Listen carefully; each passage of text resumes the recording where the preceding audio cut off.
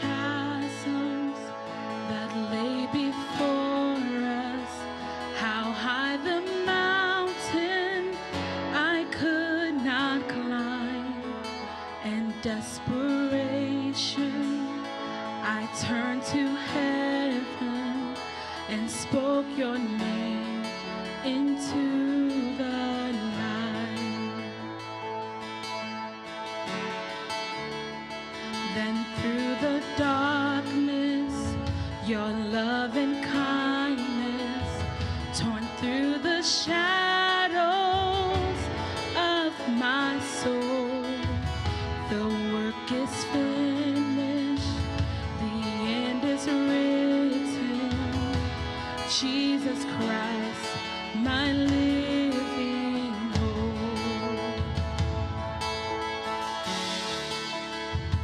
Who could imagine so great a mercy? What heart could fathom such boundless grace? The God of ages stepped down from glory to wear my sin and bear my shame. The cross has spoken, I am forgiven.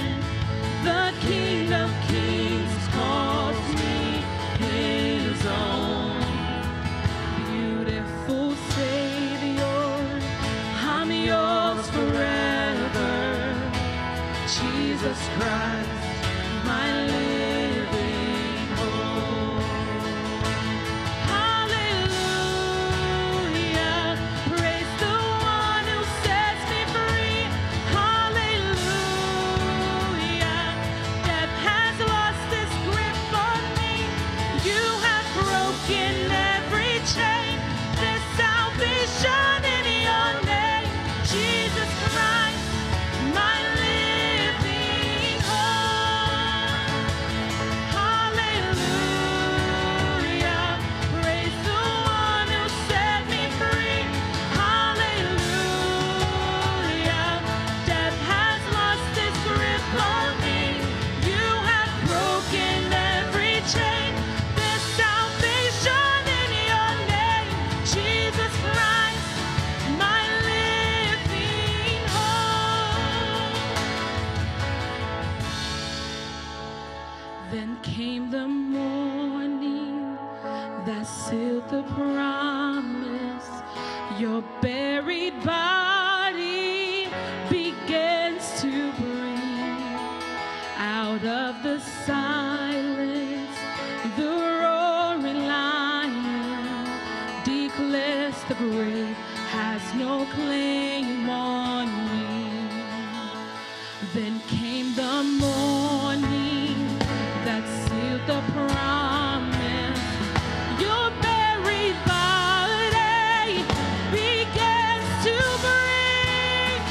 Out of the silence, the roaring lion declares the grave has no claim on me. Jesus, yours is the victory.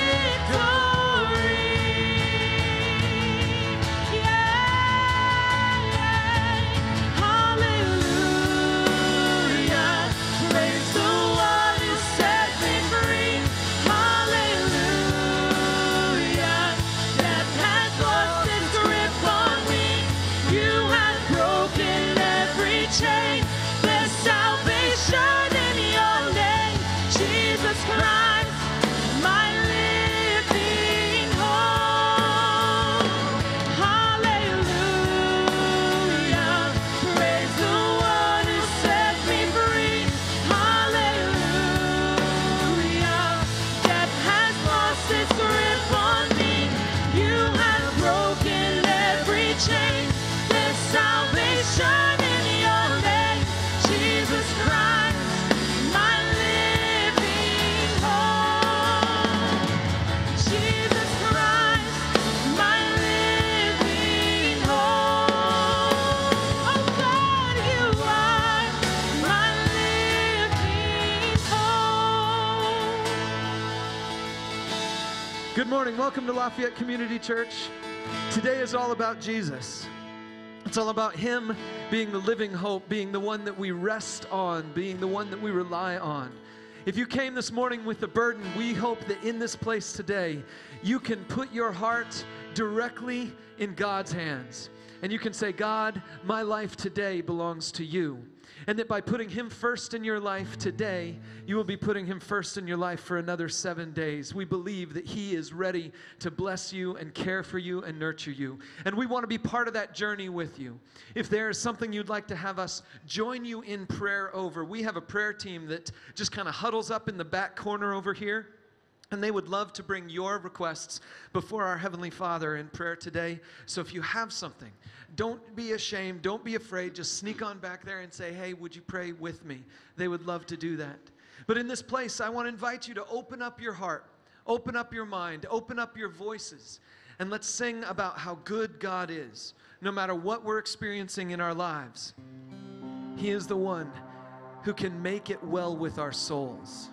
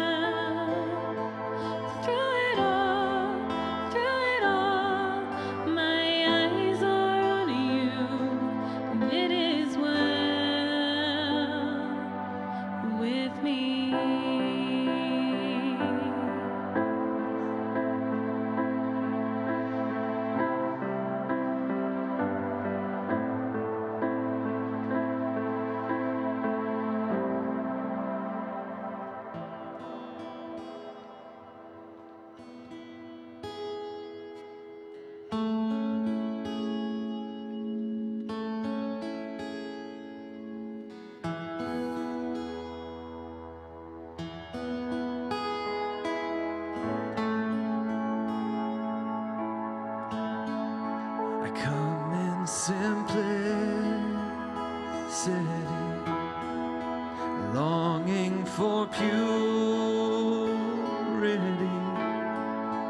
to worship you in spirit and truth, only you. Lord, strip it all away till only you remain. I'm coming back to my first love, only you. You're the reason I sing, the reason I sing. Yes, my heart will sing how I love you, and forever I'll sing, forever I'll sing.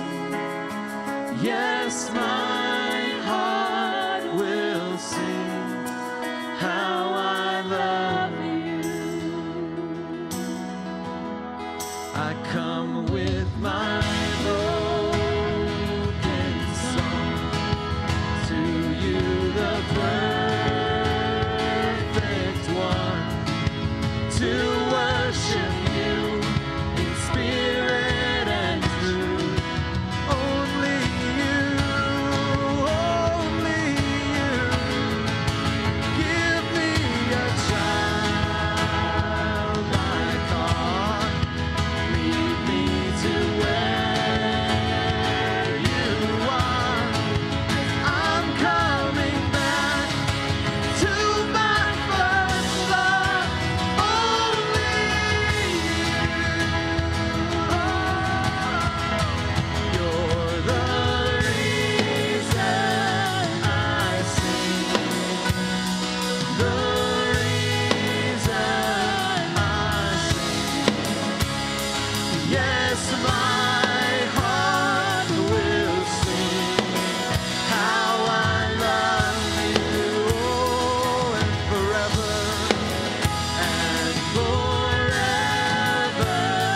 I'll sing, forever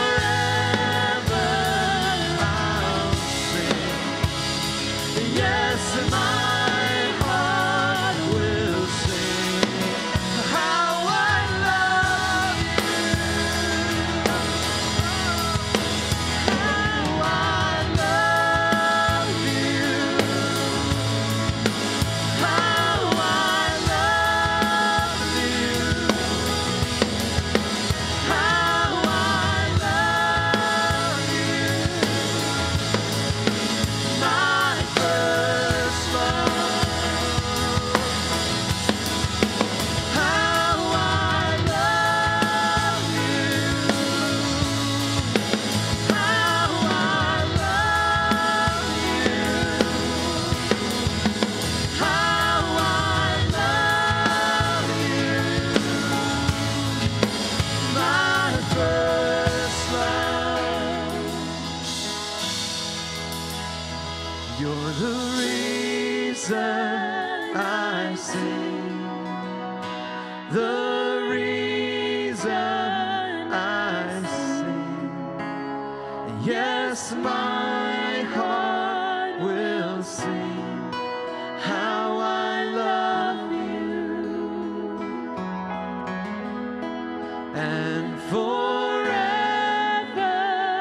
I'll sing, forever I'll sing. Yes, my heart will sing how I love you.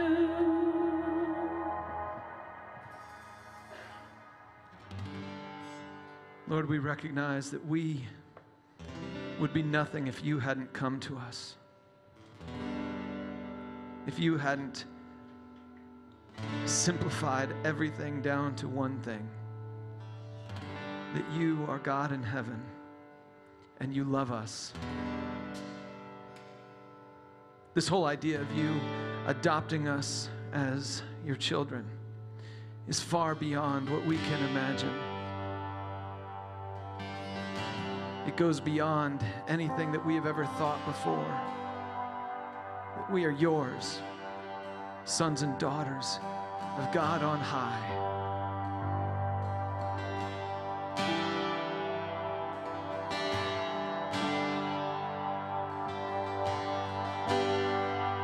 You unravel me with a melody. You surround me with a song of deliverance from my enemies, till all my fears have gone. I'm no longer a slave to fear. I am a child of God. I'm no longer a slave to fear. I am a child of God.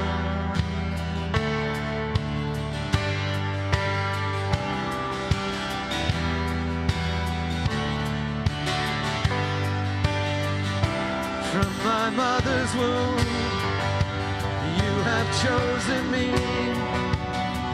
Love has called my name. I've been born again into your family. Your blood flows through my veins. I'm no longer a slave to fear. I am a child of God. I'm no longer a slave to fear. I am a child of God. No longer, I'm no longer a slave to fear. I am a child of God. Oh, I'm no longer a slave to fear. I am a child of God.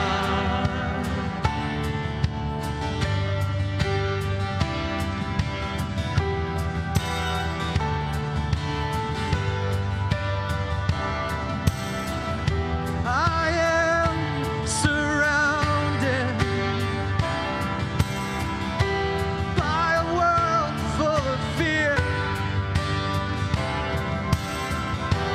All these people, they need to know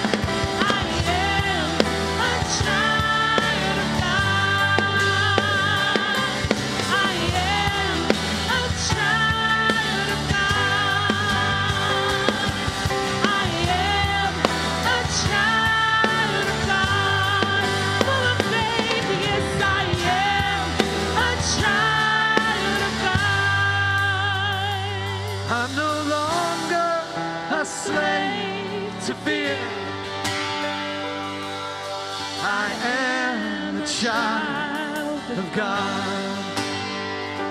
I'm no longer a slave to fear.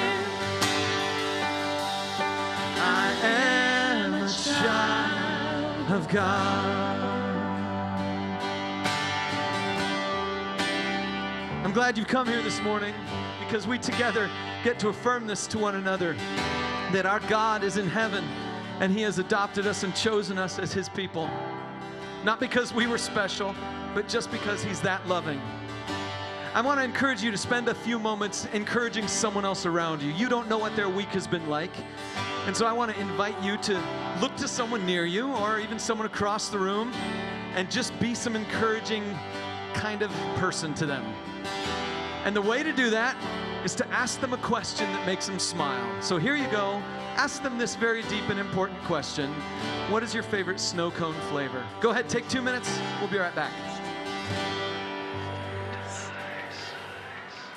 When you're scared and you can't see past the day, remember who holds tomorrow. Know His love will light your way. Hold on when everything is shaking. Stand strong when the ground is falling through. Reach out to my hand in the darkness that's holding you. I'll be your peace in the waiting, your strength when you're broken on the floor. Hold on, it's all worth fighting for, 'cause I will never let you go. I will never let you go.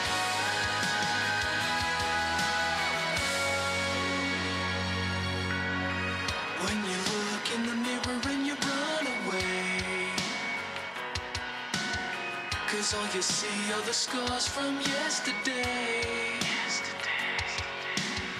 When the parade goes by and you feel alone, never lose hope to sorrow.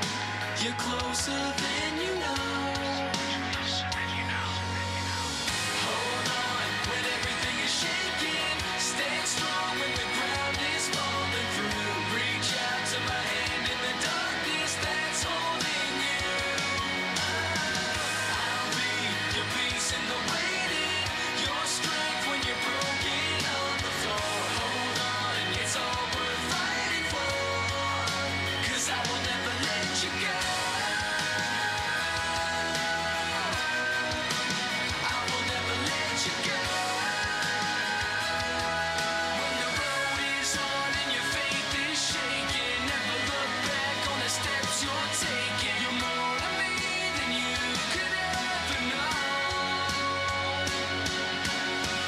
Hold on when everything is shaking. Stand strong when the ground is falling through.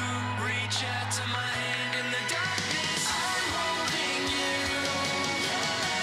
I'll be your peace in the waiting, your strength when you're. So one of these tunnels leads to the troll tree. That's right. There's so many of them. I wonder which one. I don't know. Choose a hole wisely, for one will lead to Bergen Town, and the others to certain death. Who said that? It was... Me. Hey guys, how's it going? Welcome to the root tunnels. I just wanted to warn you, one of these tunnels leads to the troll tree, and the others to... certain death. Do you think you can tell us which is the right one? You bet. Great! No, that's okay. We're fine, thanks. Branch, he's trying to help us. I don't like the looks of him. I mean, who wears socks with no shoes? He seems to know what he's talking about. Okay, fine. Which way do we go? First, you have to give me a high five, then I'll tell you. What? Oh, I love high fives. I'll do it. Oh, I know you'll do it. But will he? All right, dumpy diapers, up high. Nope, I don't do high fives. Slap it, boss. Not gonna happen. Party on the top floor. Nope, Little slappy, make daddy happy? that's weird. Come on, just one little high five. Oh, no, thanks, I'm good. Here, just do this, but with your hand. Thank you for that demonstration. Really cleared up exactly what I will not be doing. Branch, it's a high five. The others lead to certain death. Get perspective. One high five, and then you'll tell us which tunnel to take, right? So easy. Okay, fine. Too slow. Too slow? Classic. No, all right. I'm gonna let you slide with a fist bump. Whoop! Shark attack, nom nom nom nom. Jellyfish, hand sandwich, turkey, snowman, dolphin, helicopter, last supper, monkey in a zoo. What? Gear shift.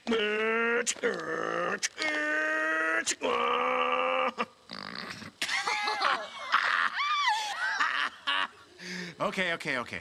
Now I'm thinking we hug.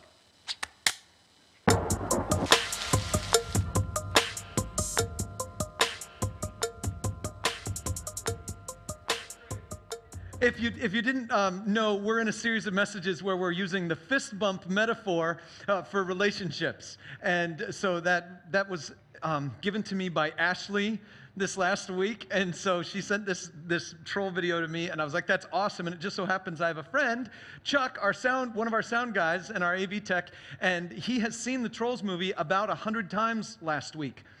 And I'm not even joking about that. It's scary. But anyway, so he made that clip for us. So thank you, Chuck. Thank you, Ashley. I didn't have to make a video bumper this week. Yay! That's awesome. So anyway, I'm really excited about today. We are going to be continuing our series about relationships and the importance of them. And so what I want to do first, though, is I need to draw your attention to a couple things. First of all, you're going to need a Bible today. So if you skipped past the Bibles when you came in and you didn't get one, it's okay for you to sneak out right now and grab one. We do have them in the back. Or we have electronic versions also. So if you want to use the Bible on your phone, we recommend people use the Bible app by Life Church. It's called Holy Bible, but it's the one published by Life Church. There are a lot of Bible apps out there. The one by Life Church has a lot of modern English translation, so it's really easy to find one that you can understand and one that feels like it's communicating to you. And we really want people to read the Bible in a way that God can speak to their hearts through it. So we encourage that. We also have an app, and I encourage you to download our app, Lafayette Community Church, from any of the app stores. There are a couple new features in it. There's a place where you can get yourself on a reading plan and see some videos related to what you're reading all inside the app. Plus, today, we're releasing a new thing that is, again, in the Android app. It's not yet in the iOS app because it takes longer for that stuff to get approved.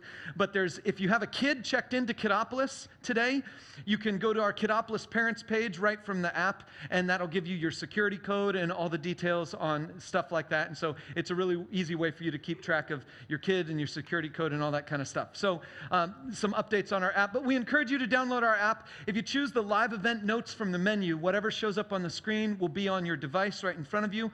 All of the Bible passages for today, all of the notes, and you can even take your own notes and email them to yourself and stuff like that.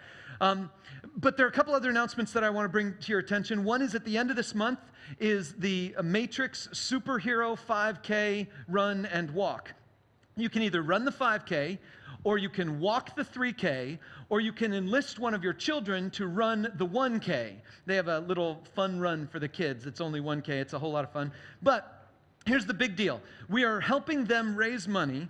This is one of the few financial fundraising things they do all year long. We're helping them to raise some money, and we are also competing with a lot of other churches and organizations in town because we want to be the best. That's just, well, I do. And so we're trying to raise money, and there's always a ranking system on who raises the most money, and our church always comes in like second or third because St. James. But this year, I'm asking all of you to give some cash, some money, some checks, whatever it is. There's information right out there on the Matrix table in the lobby, and I encourage you to check that out. And you can't donate to us and have us get the credit for it. So you have to donate to Matrix, and all the instructions are also on our website now. It's the top news announcement on our website. So if you go to our go to our website and look at the latest announcements, all that information is going to be there, how you can sponsor one of the people in our team, or how to join our team if you want to join our team and raise money yourself. Anyway, that's the end of this month. Also, we are looking next month to participate with something called the Convoy of Hope, and we need Spanish speakers. So if you can understand and communicate fairly well in Spanish, we would love to have you sign up to be part of our team, especially because we want to make sure everyone who comes to the Convoy of Hope next month can communicate in their heart language. And so we are encouraging you to participate and join in with us. If you want to know more information about that, that information is going to be at the blue table next to the snow cone machine outside. Yes, you heard me. Today we have snow cones. So we have outdoors, we have a tent with snow cones in it because we are saying goodbye to summer. And we have a lot of extra snow cone syrup left over. So I'm going to let you in on a little secret here. You guys are the last people, right? I mean, we already had an early worship gathering. This is the last worship gathering for today. And I'm okay if you guys wipe out all of the syrup. So if one of you feels a little like you want that extra 3 or 4 pumps of syrup on your snow cone, just ask for it. Tell them I said it was okay and get however much you want. Just don't bring it back inside and have it drip all over the place. But, that's fine. Pump as much as you want. That's fine. If some of you want the cup and just say, hold the ice, give me the syrup, I will judge you. That's gross. Don't do that. But so anyway, today's snow cones, and right by the snow cone machine is the blue Connect table. That's where you get the information on the Convoy of Hope and how you can volunteer and participate in that stuff with us. There's only one other little announcement that I want to give you, and that's at the end of this month, September 30th, we're having a potluck. Ha ha! Woohoo! And it's not just any potluck. It is a multi-church potluck. It's a potluck with us, and in the afternoon, there's a church that meets in this building right in the cafe right back here. And so that church and our church are going to combine, and we're going to do a combined church potluck. It's going to be lit. So I don't even know what that means. I just thought I should use it. So anyway, I have to relate to the young people. It's going to be so awesome. So potluck not next week, but at the end of this month. Potluck the last Sunday of this month. You don't want to miss it. It's going to be this multi-church. It's going to be awesome. Okay, so that's all my announcements. So get your Bibles open. Let's study God's Word together, and let's pray and ask Him to guide our time. Heavenly Father, we ask that you would move in our midst and that you would do what needs to be done in our hearts to help us to connect with you more deeply. Help us to fall in love with you more fully over what we read today. Father, I pray that the words from this ancient text that we look at will inspire us and encourage us and help us to be better friends, even when the friendship is difficult. Lord, would you just help us to see you in this next week, in each one of our decisions, and help us to find the strength to make the decision that honors you in that moment. And so, Father, I pray that today you would give us the insight that we need. I pray that you would guard the words that I speak and the thoughts in our hearts and shape everything this morning to be according to your will for your good purpose in this world and for the glory of your name. We love you. We pray this in Jesus' name. Amen. Hey, so we've been in a series called Pound It, which is a word for fist bump. I first learned that from my in-laws when we were out bowling, and they said, hey, pound it. And I was like, okay, that's what we're calling it now. And so apparently that's a good term for it. I like it. But the fist bump is our metaphor for relationships. And the rules of the fist bump are simple. One person has to say, will you join me? And the other person has to say, I'm with you. And it's in the process of that a relationship is formed. One person always has to say, will you join me? They take the risk. They hang out there. And another person has to respond. And when you respond, don't do jellyfish, Last Supper, monkey in a cage, or stick shift. Just don't do it. Just give the fist bump. That's the rule. Give the fist bump. Respond to the invitation for a relationship. But we're using it as a metaphor because in our relationships, they always boil down to this. Someone has to initiate and someone has to receive it. Now, we've talked about a couple problems in our relationships over the past couple of weeks. We looked at a couple different people. The first one, of course, was a success story. One guy says, will you join me? And the other guy says, yes, I'm with you. And they had this major success. The next week, we found a guy who was all by himself. And he had a major success, but then when he was all done, he crashed and burned and didn't have anyone else in his life. And so God showed up and he said, you got me, and now you need to get a buddy. And so he sent him back to get a buddy. And that turned out to be one of the most amazing partnerships in the Old Testament. And then we looked at a couple other stories, a couple other situations. And last week, we even talked about two guys who accomplished some great things, but then decided to split up from each other to accomplish even greater things. Paul and Barnabas, they were together, they did some amazing things, but then they came to a point in their journey where they realized for each one of them to accomplish the next phase of their mission, they had to go in separate directions. So each of them got a new buddy, and they went off into the new direction and accomplished some amazing things.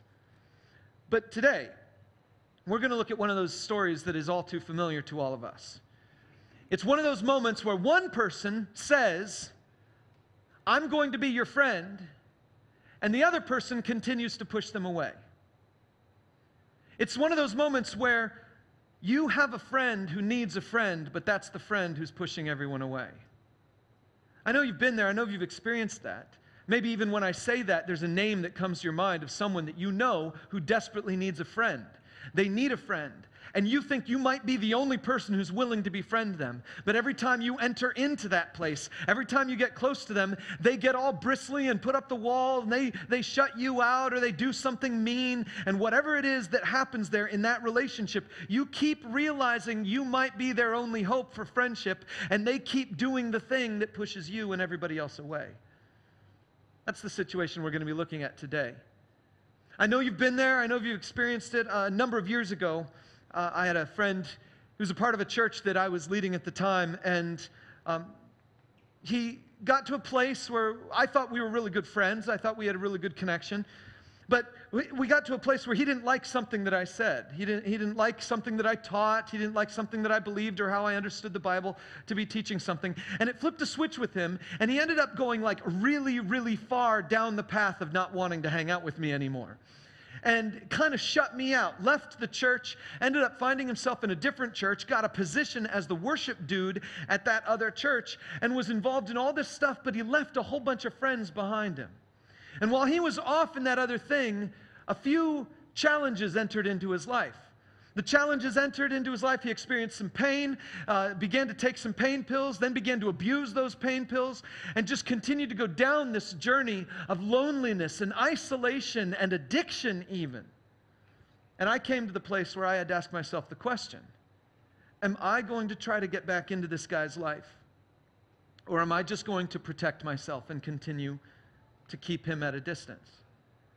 I'll be honest with you, too many times in my life, I think probably most of the time, when faced with that sort of decision, I make the choice to protect myself from the damage that the other person could do to me and to the people around me. And I choose to protect myself by letting that other person just go off and do whatever it is they want to do, by letting them depart from me. I choose to protect myself. But I think there may be some of those cases where if I had chosen to stick with it, to stay in the midst of it, just maybe God could have done a miracle as a result. And I don't know. And this is my biggest dilemma. I think this is the biggest question any of us has when it comes to a relationship. When that other person crosses the line into being the person who is bitter against the world, complaining against life, mad at you, mad at everybody else, and you have to decide, am I going to stick with them or am I going to let them go? It's one of the most difficult decisions we ever have to make in a relationship. I can't make that decision for you. I can barely make that decision for myself. And I don't know in any one of your circumstances or any one of your situations what you need to know to make the decision for yourself in those moments. It's something that God is going to have to guide you on. But today, we're going to look at a story in the Bible where one woman says to another woman, I'm going to stick with you. Even though that other woman is bitter and complaining and turned off against life, frustrated at everything. And even though that woman is pushing this woman away, this woman says, no, I'm going to stick with you. And not only does the end of the story have the bitter woman receiving a blessing, but the woman who decided to be a friend, to stick with her, also receives a blessing. And it's not just the two of them. The community around them receives a blessing as a result of this. And by the way, it's not just that community. The situation we're going to look at today changed your life. Something happened a long time ago when one woman said to a bitter woman, I'm going to stick with you no matter what, that ends up changing your life today. In fact, it already has changed your life. You might just not even know how the connection is made. And so I want to get into that story with you. The story is the book of Ruth.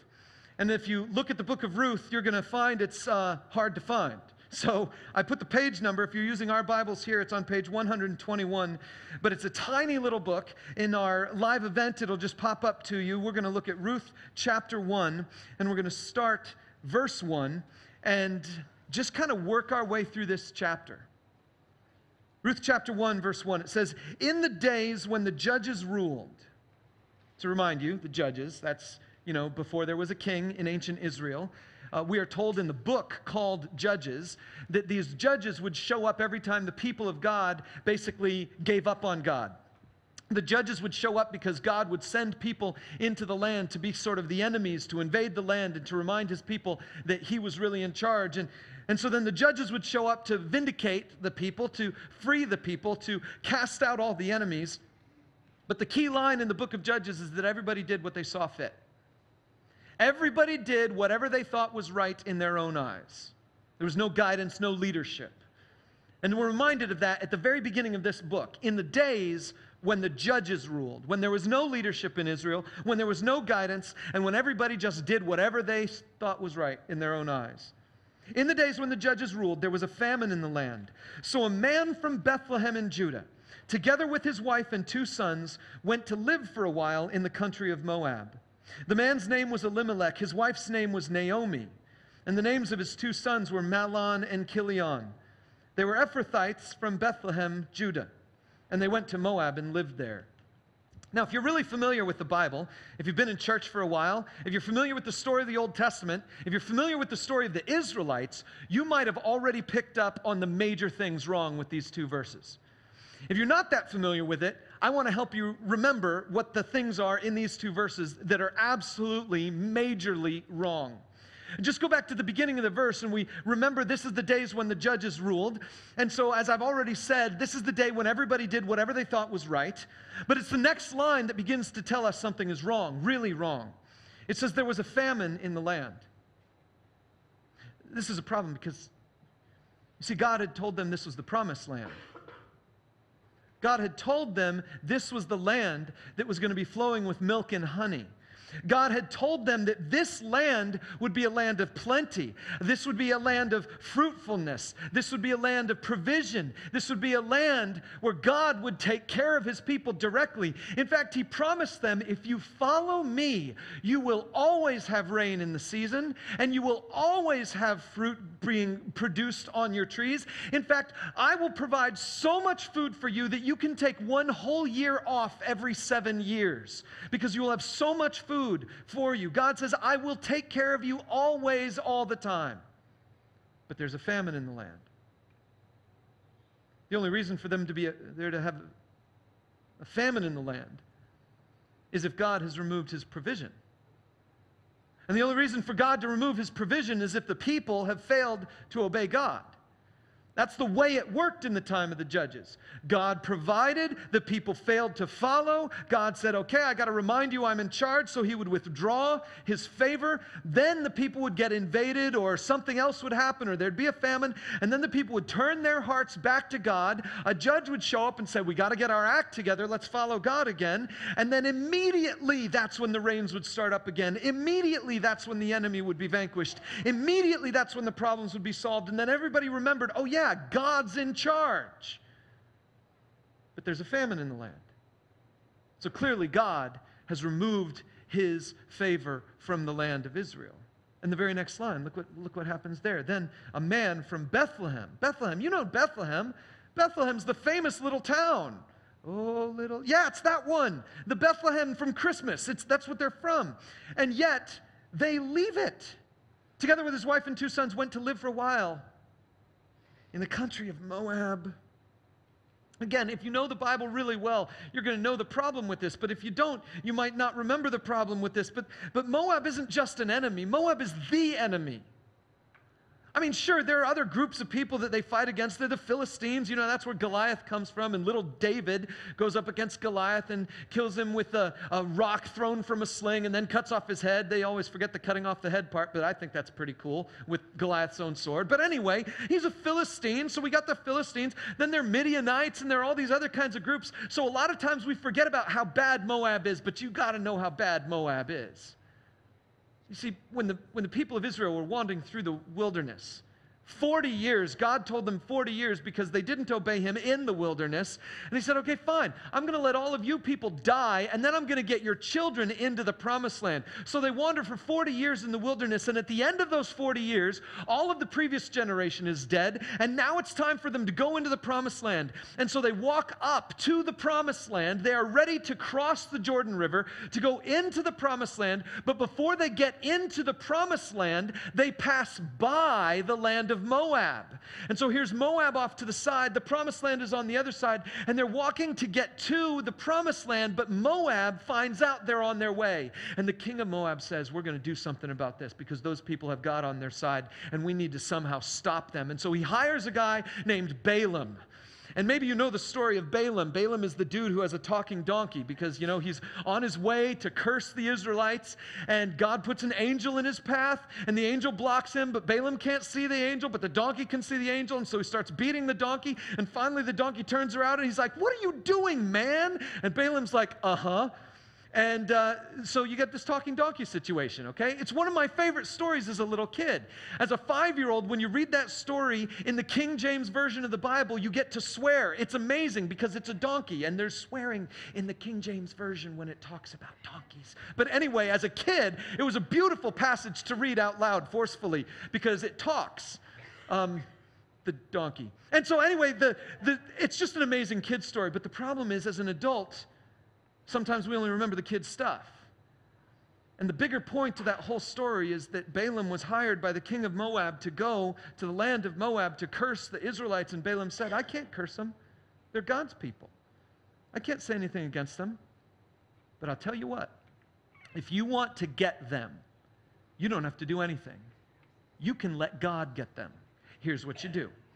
King of Moab, take your prettiest Moabite women, send them to the Israelite people. The Moabite women will go into the Israelite people and then give them instructions to seduce the men. They will be seduced by your pretty women. They will commit sexual immorality, and then God will judge his own people for their sin. And so they do.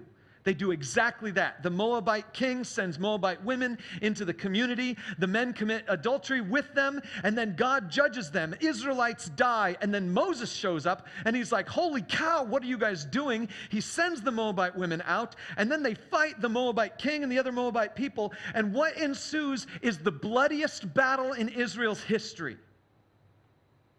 It's terrible. It's one of the worst moments in Israel's history. Moab, the king of Moab, and the Moabite women. It's just a terrible mark on their history. And here's this guy from Bethlehem, and here's this famine in the homeland, and what does he do? He doesn't stay, he doesn't pray, he doesn't turn his heart back to God. What he does is he picks up his family and he leaves, and he doesn't just go anywhere, he goes to Moab. And just to prove this is a disgusting point, the author says it twice. The end of verse 2, he says it just one more time. He says, and they went to Moab to live there. Well, it doesn't turn out too well for them. Now Elimelech, Naomi's husband, died, and she was left with her 2 sons. They married Moabite women, one named Orpah and the other Ruth. Moabite women, what are they doing? I mean, when you hear that story, you're thinking to yourself, oh my goodness, what is happening here? These are Israelite Jewish people, and they've gone from the land of plenty, from the land of God's blessing. They've just turned their back on their people, turned their back on God, they're back on the promise, and now they've gone to the worst possible land. They're in Moab, and they didn't just go to the worst possible land, they married those women. The very same Moabite women who caused so much problem just a few years before. They married them. Now, the mom, I imagine Naomi, the mom, she's got only 2 options here. Either she is absolutely distraught at everything that is going on. My entire family is away from our homeland. My entire family has turned our back on God. My entire family is now embracing Moabite women. Either Naomi is just ripped to shreds in her heart, or let's be honest, she's a bad Jew. She's an unfaithful Israelite. If she's embracing this. Keep reading. See what happens. They marry Moabite women, one named Orpah and the other Ruth. After they'd lived there about 10 years, both Mahlon and Chilion also died, and Naomi was left without her 2 sons and her husband. When Naomi heard in Moab that the Lord had come to the aid of his people by providing food for them, the famine's gone. She and her daughters-in-law prepared to return home from there. With her 2 daughters-in-law, she left the place where she'd been living and set out on the road that would take them back to the land of Judah.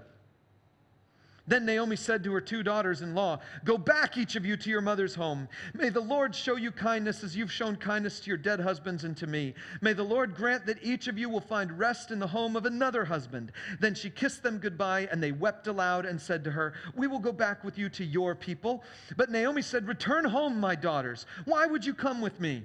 Am I going to have any more sons who could become your husbands? Return home, my daughters. I'm too old to have another husband. Even if I thought there was still hope for me, even if I had a husband tonight and then gave birth to sons, would you wait until they grew up? Would you remain unmarried for them? No, my daughters, it's more bitter for me than you, because the Lord's hand has turned against me. By the way, it's not in the text, but put in parentheses.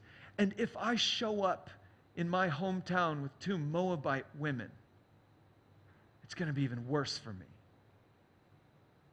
Verse 14, at this, they wept aloud again. Then Orpah kissed her mother-in-law goodbye, but Ruth clung to her. "Look," said Naomi, "your sister-in-law is going back to her people and her gods. Go back with her." But Ruth replied, "Don't urge me to leave you or to turn back from you. Where you go, I will go, and where you stay, I will stay.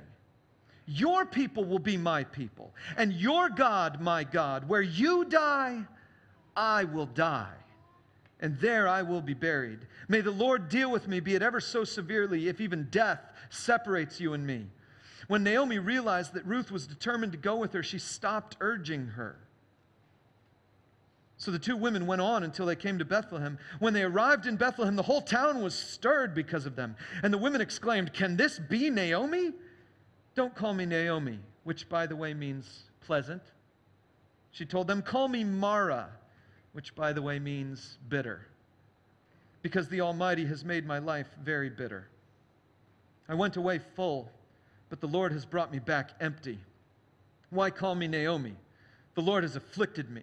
The Almighty has brought misfortune on me.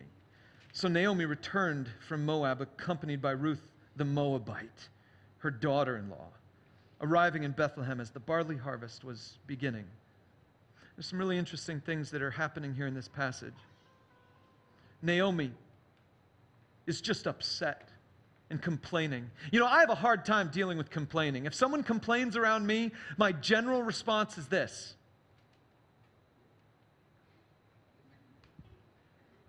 and I just get out of there as fast as I can. Because when someone's complaining around me, I just don't really like to deal with it. I like optimism. I like people who are thinking hopeful thoughts. I like people who have some hope and some perspective in their life that says, yeah, it's not going to be all bad all the time. And so complaining really kind of bothers me. It grates on my nerves a little bit. And here is Naomi doing exactly the same kind of complaining that people always do when they're just way down the path of bitterness. And it's all based on lies. Did you notice that? It's based on lies. She says, the Lord has afflicted me. I left here full, and I'm coming back empty. That's a lie. When they left, there was a famine. When they're coming back, there's plenty. There's a line there at the end of the chapter that the author of the story has artfully put in there that's just absolutely brilliant, where it says, the barley harvest was beginning. The first line of the chapter, there's a famine in the land. The last line of the chapter, the barley harvest is beginning. See, there's a picture of hope right there at the end, where the author is like, we should be people of hope because the famine is over.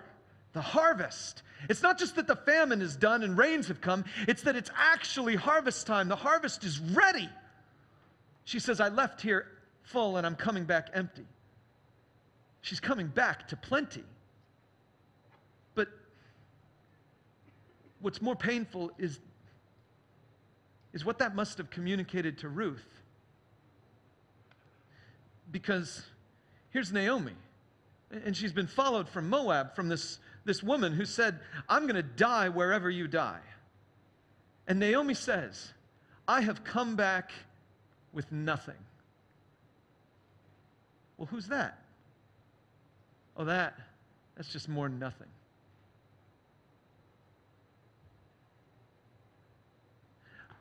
I don't understand what Ruth is going through here or how she can manage this. I don't understand why she doesn't just run home. I don't understand how she can put up with this.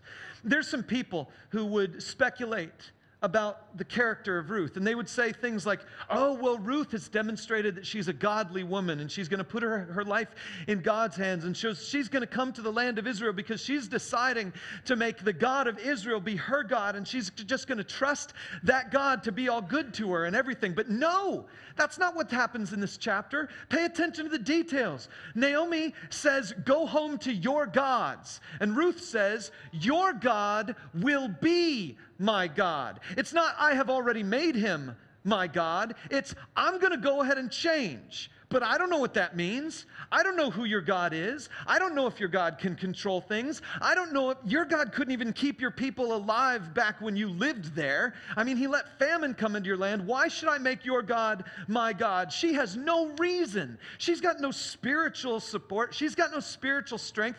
The words out of her own mouth say simply this: there's only one reason why Ruth is staying with Naomi. Because she's choosing to. It must be love. Because what she says is, you come first, I come next. Where you go, I will go. Where you stay, I will stay. Where you die, I will die. Your God will be my God. Your people will be my people. All Ruth is doing is saying, I'm going to put you first. I'm going to put you first. I am going to put Naomi above myself. That's what she's saying. All I can say is that must be love. When someone says, I'm going to put that person above myself, it's got to be love of some kind. I don't understand it. I don't have the strength to do that kind of stuff. But after going through that whole first chapter narrative, I want to just let you know what happens in the next couple of chapters. Chapter 2 and chapter 3 are mirror images of each other. In chapter 2 and chapter 3, they both begin with Naomi and Ruth coming up with a strategy, and at the end of the chapter, there's some blessing. But in chapter 2, the strategy at the very beginning of the chapter is, well, how are we going to eat now? Because we don't work. Women back then didn't work. They didn't own any land. They couldn't farm.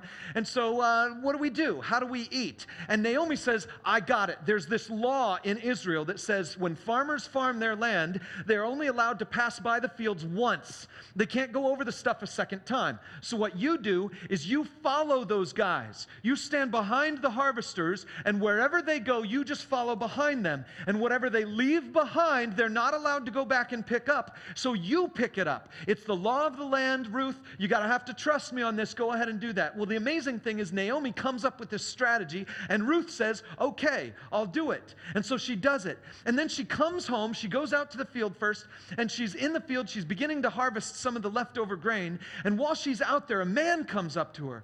And this is a man who knows about Naomi. It's a man who's a relative of Naomi.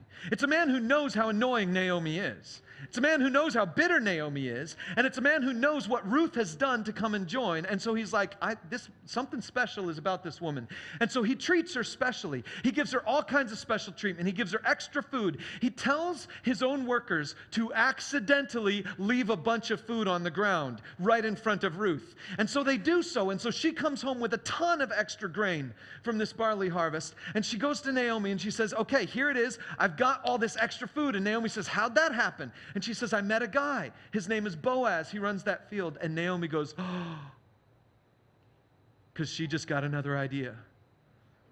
See, there's another law in their land that says when one man has a wife and the man dies and the wife lives, if there's a relative who can then marry that woman, he should. And if there's a man who dies and he leaves behind land, and there's a relative who can come and claim that land, he should. Because then the land stays in the family, then the wife stays in the family, then the children stays in the family, then the family line gets to continue. And so a close relative should come in. And so Naomi says, here, let me tell you this law. Now, because of this law, what I want you to do tomorrow, Ruth, is I want you to propose to Boaz. Like, yeah, seriously? And she does. It's Naomi's strategy, it's Naomi's idea, and Ruth says, okay, let's do this. So Naomi says, what I want you to do is while Boaz is sleeping with all of his harvesting buddies, I want you to go and lay down at his feet. You know, who knows? Maybe he'll wake up in the morning and he'll see you there and he'll be like, I wonder what it might be like to wake up every morning with her right near me somewhere, you know? Go dress nicely and then go and lay down at his, so she does. She lays down at his feet, which is almost scandalous in the culture. It was a little bit weird for a woman to be sleeping in the same area as a bunch of men. And so here she is and she's laying down at his feet, taking a major risk because Naomi told her to do it, taking a major risk just because of Naomi. And then Boaz wakes up, he sees her there and he's like, what are you doing? And she says, will you marry me? And he's like, all right. So here's this old guy. I don't know how old he is. He's probably in his mid-40s, maybe 30s, I don't know. But he's much too old in that society to be just getting married. He's past that. Maybe he decided he doesn't want to get married. But now Ruth comes along, and she opens up his ideas to this, and he's like, okay, let's do this thing. And so he says, let's get married. And then the end of the story is that he goes through all of the legal requirements to make sure no one else close enough to the family, who's closer than he is, wants to marry into this family. And so he clears out all the air and then he says, yes, we'll get married. And in the whole story, guess what? The whole time, we still remember that in chapter 1, Naomi was miserable. Naomi was bitter. And never once throughout the whole story do you even get a hint that Ruth felt the same way. Naomi says, try this. Ruth does it. Naomi says, do this. Ruth does it. The whole story, Naomi is bitter, Ruth never shows any signs. The way I understand it is this. Ruth says to Naomi, I won't join your misery, but I won't leave you. I won't join your misery, but I won't leave you. And just those words by themselves reveal something that is far too difficult for me to do. But the end of the story is even better than a guy marries a girl. Let me take you to chapter 4, verse 13. I'll put it up on the screen here. Chapter 4, verse 13 says this. Let's go on to it. So Boaz took Ruth, and she became his wife. When he made love to her, the Lord enabled her to conceive, and she gave birth to a son. The women said to Naomi, praise be to the Lord, who this day has not left you without a guardian redeemer, the code name for that person who's close enough in the family to marry in. Keep going. It says this. The women are still talking. They say, may he become famous throughout Israel. He will renew your life and sustain you in your old age, for your daughter-in-law, who loves you and who's better to you than 7 sons, has given him birth. People are looking at Naomi and they're like, Naomi, now your life is blessed. And it's not just Naomi's life that's blessed, it's Ruth's life that's blessed. It's Boaz's life that's blessed. Write this down. There's a blessing for all 3 of these main characters. There's a blessing for Naomi and Ruth and Boaz. Because at the end of the story, they get married and they have a child and it's just wonderful and everybody knows how awesome it is that this family that started out with what looked like nothing now has something amazing, a blessing of a little baby. But it goes beyond that. Keep reading just the next 2 verses, and it says this. Then Naomi took the child in her arms and cared for him. The women living there said, Naomi, by the way, not Mara, Naomi again. Naomi has a son, and they named him Obed. He was the father of Jesse, the father of David. David. It's that David, the David and Goliath David, the David, King David, the David who wrote most of the Psalms, David. It's that David, the David that God said was a man after his own heart, the David who became the greatest king that Israel would ever have, the David who was able to vanquish all of Israelites' foes, the David who led them into prosperity, who led them into all this amazing, amazing experiences of God's presence in the land. That David, Ruth, had David just a few generations after her own son. This is a blessing for the entire nation of Israel. A blessing for the entire nation of Israel. But not just that. Because, see, if you skip into the New Testament, you'll find a genealogy, and I always tell you to read the genealogies. Highlight the things that are interesting to you. I want to show you Matthew chapter 1. Verse 1 says this: this is the genealogy of Jesus, the Messiah, the son of David, the son of Abraham. Skip to verse 5, and it says, Salmon, the father of Boaz, whose mother was Rahab. Boaz, the father of Obed, whose mother was Ruth. Obed, the father of Jesse, and Jesse, the father of King David. See, this situation, Ruth, Naomi, it's not just a blessing for them or for the people of Israel, it's a blessing for the whole world. Because one day, Naomi said, go home. And Ruth said, you can't make me. And within a short period of time, not long at all, the baby is born, who will lead to the baby who becomes king, who will lead to the baby who becomes the King of Kings. Jesus. His parentage involves a Moabite woman who said, you can't make me go home. You can't make me leave. I don't have to join your misery, but I won't leave you. Jesus. He doesn't just change history, he changes my life.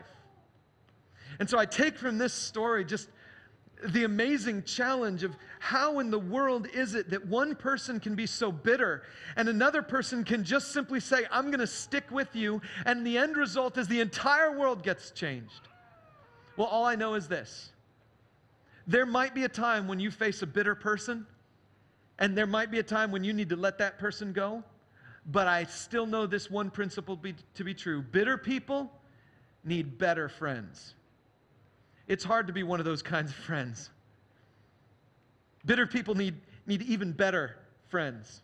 Friends who are loyal, friends who can love, and friends who are faithful, full of faith.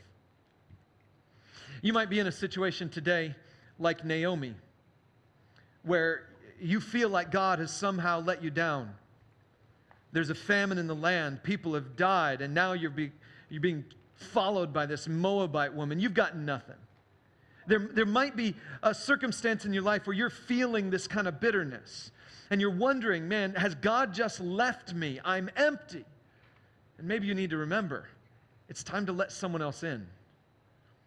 It's time to let some of your bitterness go by the wayside and let someone else in and recognize that God hasn't left you, that He is ready to provide plenty for you. Or maybe you today are more in the position of Ruth, and you are in a relationship with that bitter person, and that bitter person is pushing you away, and you have to make the tough decision. Do I protect myself and let them go their own way, or do I stick with this in the hopes that maybe God will show up and do something miraculous? Here's the truth.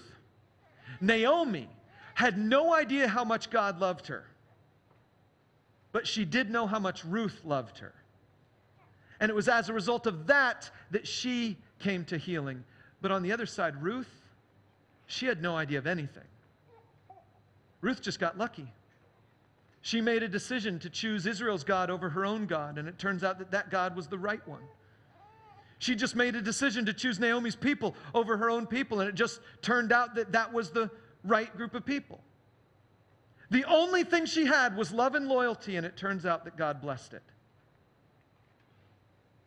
I want to encourage you. There's a God who loves you. And if you make the choice to stay with the bitter person, and you consistently bring the attention of God into this situation, He just might do a miracle there too. And if you are the bitter person and you just allow someone in to show you the love of God, it just might be that you will see God's miracle too. But I don't know where this is going to land for you. I'm still trying to figure out where it lands for me and how I deal with my relationships. And so what I want us to do is spend some time praying. And let's just ask for God to guide us. Let's ask for God to speak into our hearts and to tell us what it is that we need from this account. And let me pray for you.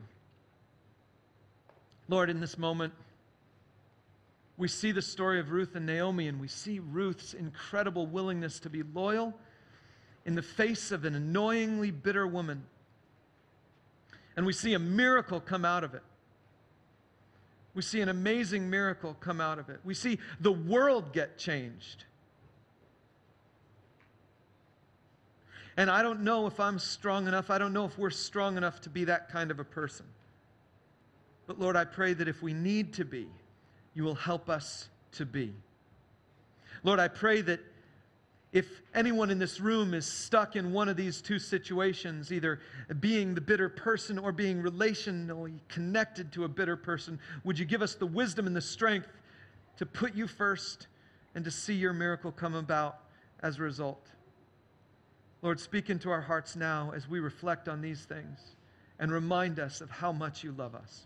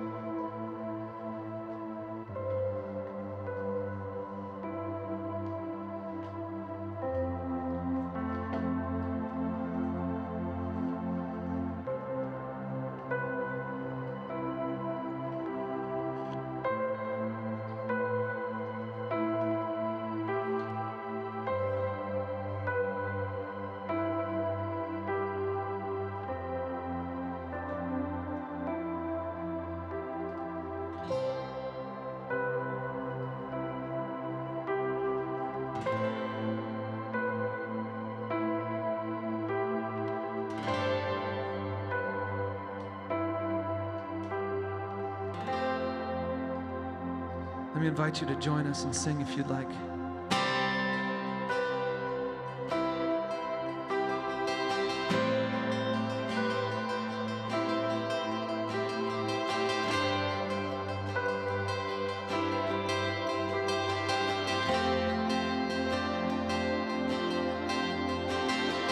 He is jealous for me.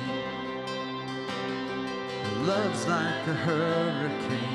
I am a tree bending beneath the weight of his wind and mercy. When all of a sudden I am unaware of these afflictions eclipsed by glory, and I realize just how beautiful you are and how great your affections are for me.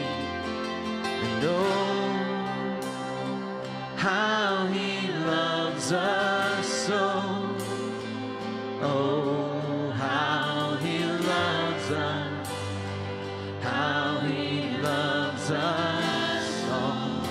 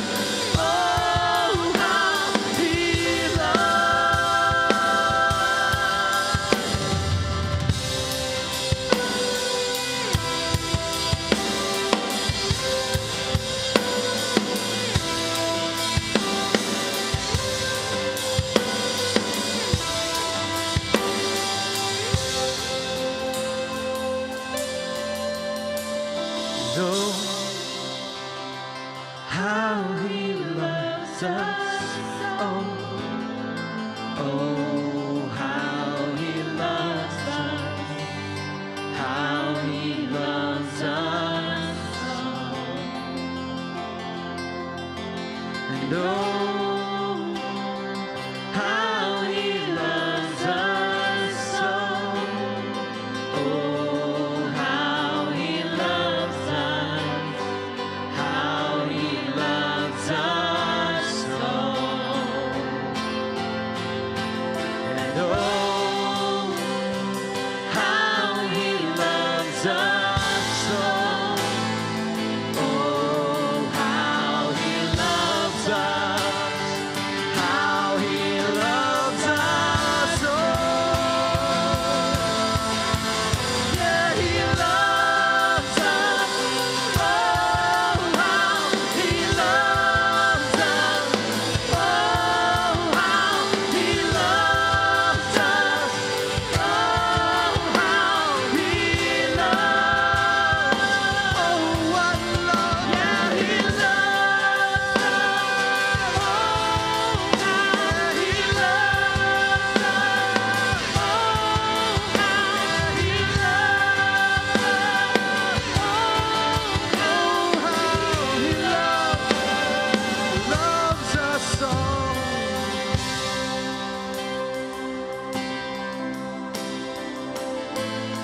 Don't ever forget that he does love you. No matter what your relationships look like, no matter what your stresses feel like, there is a God who brings food out of famine. There is a God who brings life out of death. There is a God who brings hope out of hurt. Let me encourage you to go in his name today. Go and serve him and bless the world. We've got some snow cones out there. So hang out for a little while, make a friend, and we'll see you here next week. God bless you.